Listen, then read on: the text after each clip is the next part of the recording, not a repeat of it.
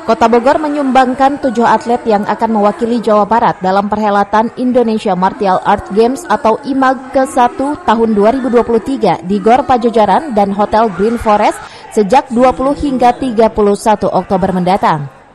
Ketujuh atlet tersebut adalah Govin, Aya, Zela, dan Zelix pada cabang olahraga wushu nomor taulo.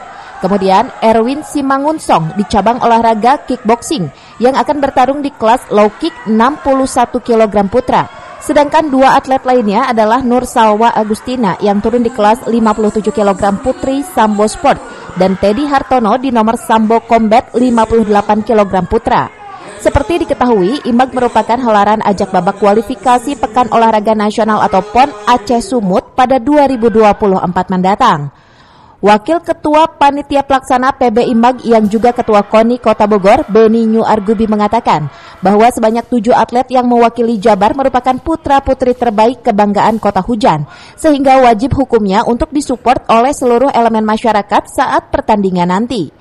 Indonesian Martial Arts Games yang pertama tahun 2023 di Indonesia, dalam kata lain adalah Pekan Olahraga Bela Diri Nasional pertama, yaitu PON Bela Diri Indoor yang pertama di Indonesia. Ini merupakan sejarah dan hari ini adanya di Kota Bogor. Insya Allah ke depan ini akan menjadi agenda rutin yang nantinya akan selevel dengan Pekan Olahraga Nasional yang sudah ada di Indonesia.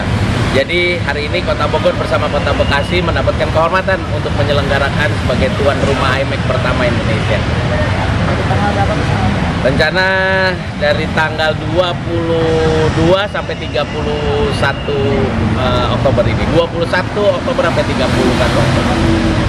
Di Kota Bogor ada 4 cabang olahraga, sambo, wushu, kickboxing dengan gulat.